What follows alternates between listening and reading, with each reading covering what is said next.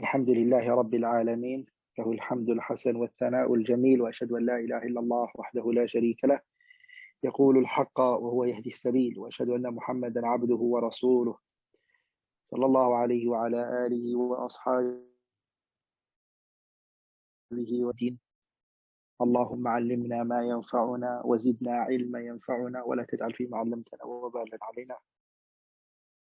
Inshallah ta'ala, we're going to revise and go over again the kitab Al-Ajrumiyyah and Al-Ajrumiyyah.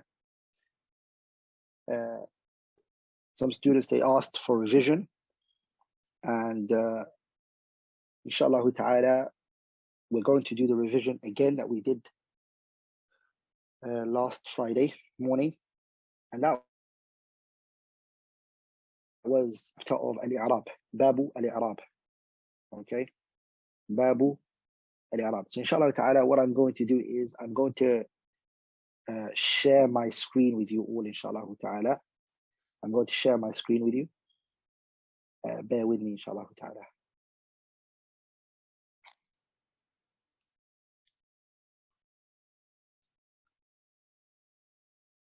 Okay.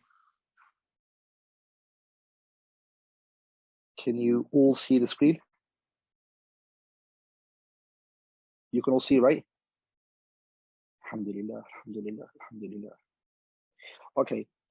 The explanation I'm going to be using, inshallah ta'ala, is none other than the famous explanation. It's called التحفة السنية بشرح المقدمة الأجرومية. So this is the explanation I'm going to be using, and this is the publication I'm using, inshallah ta'ala. You can download it online off the internet, and that's the one I'm going to be using, inshallah ta'ala.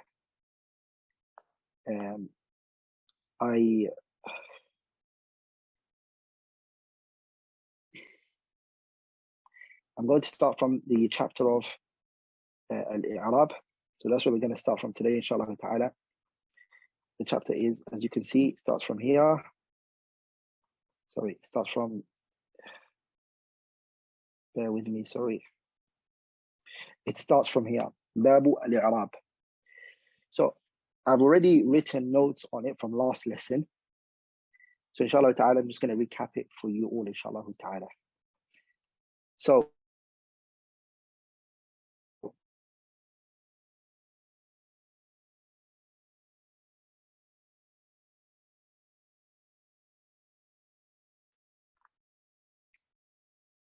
okay, sorry. So inshallah ta'ala, we're going to be starting the chapter of Al-I'rab. We're going to be starting the chapter of Al-I'rab. So the I'rab, in order to understand it, we have to look at it from a linguistical perspective. So as you can see at the top, Al-I'rabu lughatan, and also Al-I'rabu istilahan. What does Al-I'rab mean linguistically, and what does I'rab mean technically? We need to look at it from those two perspectives, inshallah ta'ala. So what does I'rab mean linguistically? Here it is. I'm using the sharh of Muhammad Muhyiddin, which is a sharh of Muqaddimat al-Ajrumiyyah. It's the most common one, the most famous one. That's the one I'm using. And as you can see, it looks like this. So can everybody see? Okay, this is the explanation I'm using. Can everybody see? No, okay. No. Alhamdulillah. So, and I'm on page 19, inshallah ta'ala. If you want to look at the sharh and you want to download it, you can as a PDF. And I scribbled on it last week. So I'm just going to cover it and explain to all of you what is written there, inshallah ta'ala. So Al-I'rab, in order to understand Babu Al-I'rab, you have to understand what it means in the Arabic language. Al-I'rabu, when we look at it from the linguistic usage, lughatan, what it means as the author, Muhammad Muhyiddin, the sharih of the kitab, the explainer of the kitab, said, it means al-idhar wal-ibana, which means the same. It is to make something clear. It is to make something apparent. Okay, that's what it means in the Arabic language originally. The word al-i'rab, originally in the Arabic language, it means al-idhar wal-ibana. It means to make something clear and apparent. And then he gave an example. He said, تقول, the Arabs, they say, أعربت عما في نفسي إذا أبنته وأظهرته. أعربت عما في نفسي means, it means أظهرت عما في نفسي. I have made clear what was inside me. Everything that I felt, I let it out. I told you what I feel. I've made it clear what was inside. That's what it means in the Arabic language. Does everybody understand?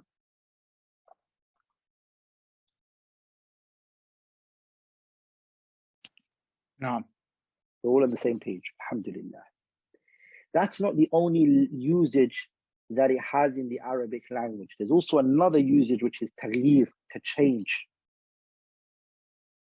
Also the word al-i'rab has another usage in the Arabic language which is al-taghyir, to change.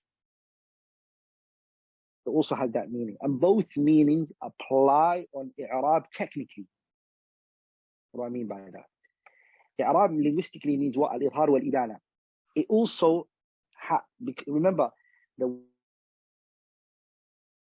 word Arabs used to use this word before grammar was written. Before grammar was written. Grammar was written at the time of Ali ibn Abi Talib. I already explained this in my introduction on the Arabic grammar. If you go online on YouTube, you can see it there. Ali ibn Abi Talib told Abi Aswad al-Du'ali to write Arabic grammar. That's when it was first written. So before that, what was this word?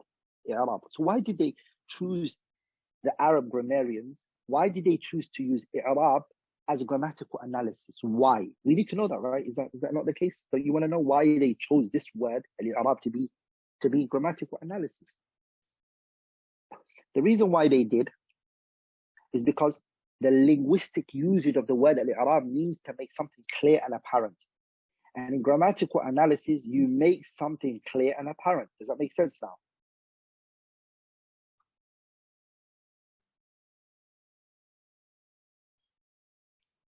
Does that make sense?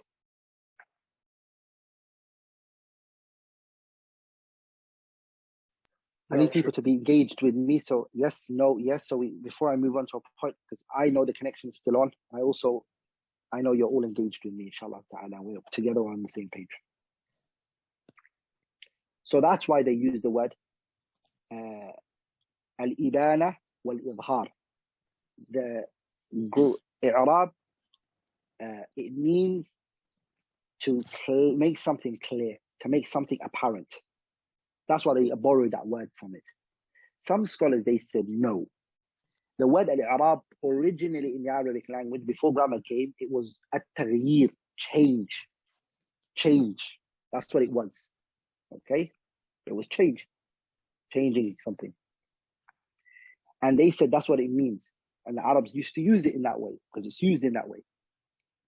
And they said that's the most applicable definition for the technical usage. Because when a person grammatically looks at a word that keeps changing in one sentence to another, what's taking place is changes. So that's why the grammarians borrowed that word, al-i'rab, and used it as a term in grammar. Okay?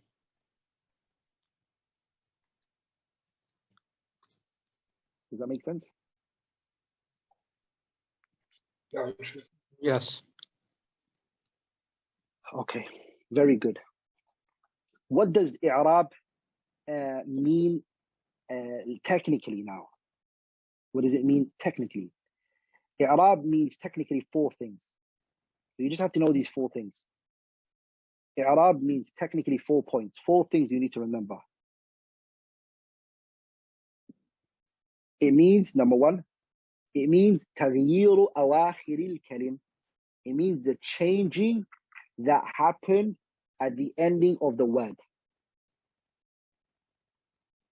The changing that happens at the end of the word. So now what I'm going to do, inshallah ta'ala, brothers and sisters, is I'm going to change the screen to sharing my screen, as I'm going to change it to a whiteboard, inshallah ta'ala, so I can write on there. Okay?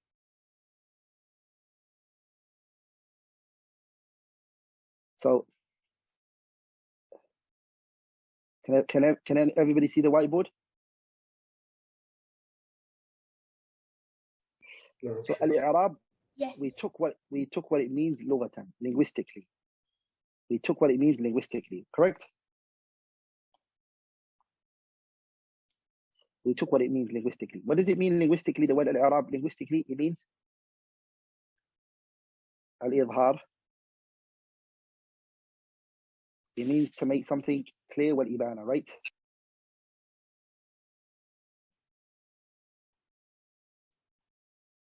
Okay? That's what it means, right? To make something clear and apparent. But what does it mean istilahan, the word al-i'rab? What does it mean istilahan? What does it mean technically? So I said it means 4 things technically. 4 things. Once we understand these 4 points, we understand it. The first one is تغيير أواخر الكلمة. تغيير أواخر الكلمة. Okay, which means the changing that happens at the ending of the word. I'm going to come to that inshallah ta'ala. Okay, I just want to explain each of those 4, and then we're going to go into what each one means in details inshallah ta'ala. The second one is لاختلاف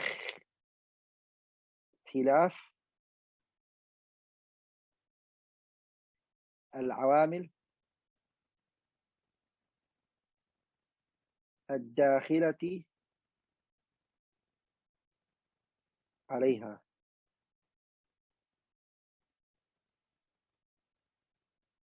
The third one is لفظا, and the 4th one is تقديرا.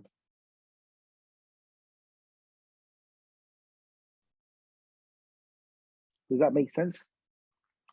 Let's go through the first one, the first point, which is changing that happens at the ending of the word. What does that mean? I'm going to give you example, inshallah ta'ala.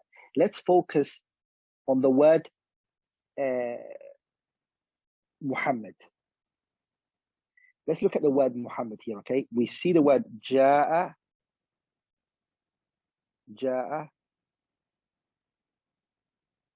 محمد.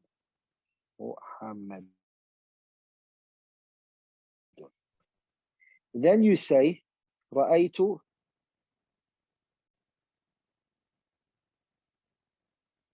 محمدا.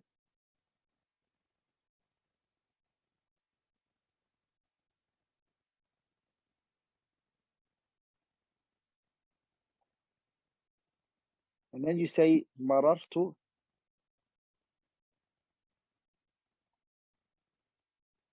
بمحمد. بمحمد. So look at the differences that is happening here. The first time it's Muhammadun, the second time it's Muhammadan, and the third one is Muhammadin. Does everybody see what's happening to the word Muhammad? It's changing at the ending. So that's the first point. I'rab means looking at the ending of the word. They don't care about the middle of the word. They don't care about the beginning of the word. They focus on the ending of the word. And the word we're talking about here is Muhammad only. We're just going to focus on Muhammad. Okay? So when we look at Muhammad the first time, Muhammad is a fa'il, which in English translates as subject. In the second situation, Muhammad is a maf'ulun bihi, which translates loosely in English as an object. And here, bi Muhammadin is a ism majroor. And we'll come to what that means in English later, inshallah ta'ala. So in 3 situations, Muhammad is changing. It's the same word, but it's changing in each situation. That's the first point of grammar. I'rab. I'rab focuses at the ending of the word. So we don't look at why is it dhamma at the beginning, why is it a fatha on the ha, why there's a fatha on the meme. Okay, we don't look at that in grammar. We only focus on the ending of the word. Okay, keep remembering that. That's point number one. Grammar only focuses on تغيير أواخر الكلم يعني أحوال أواخر الكلم. It focuses on the ending of the word. Does that make sense, everybody?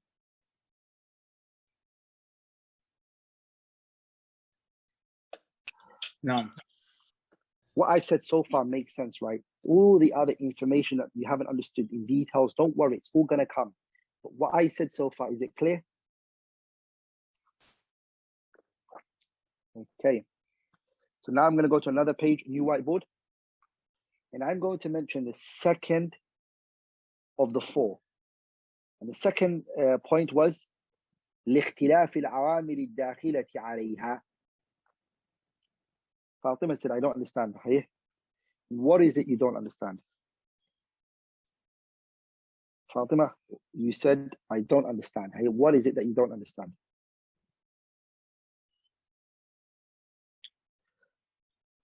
All of it, as in all of what? All of the Arab, all of the... You have to be very specific. Okay, today's your first day in this class. Did you start the class when we first started? Did you start the class when we started today? As in, did you come late to the class? So maybe that's why, if you stay a little bit, inshallah ta'ala, it will become more clear for you, okay? If you just stay a little bit, it will become a bit more clearer for you, inshallah ta'ala.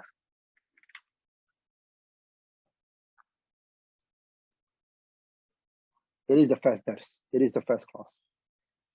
It is the first lesson, inshallah ta'ala. And this is where the whole kitab matters, that the person understands. It will become more clear. Just be a bit patient.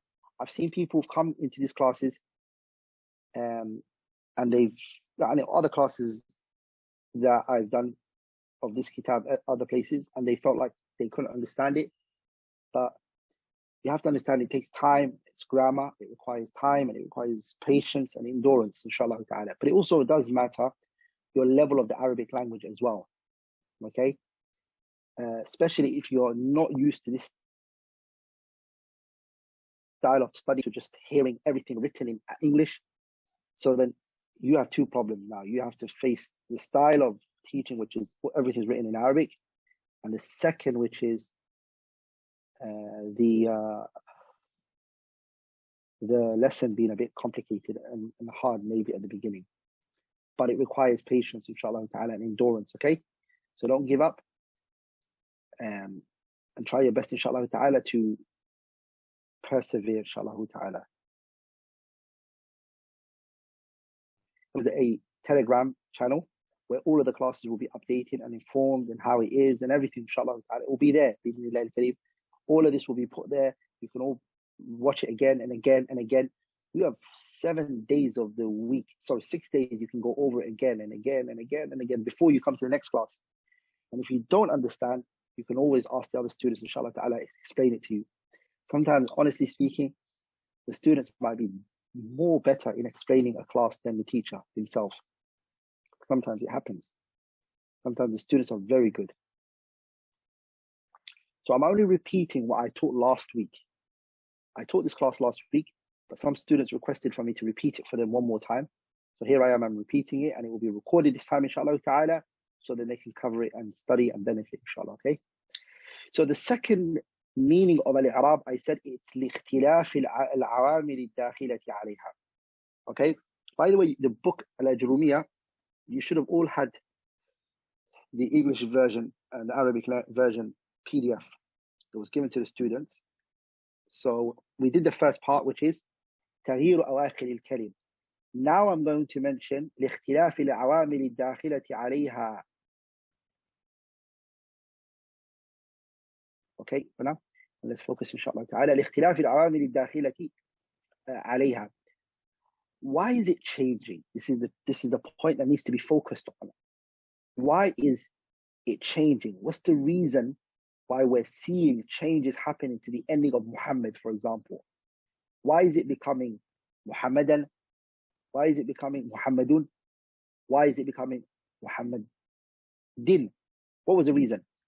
If you look back, I already kind of mentioned it for you.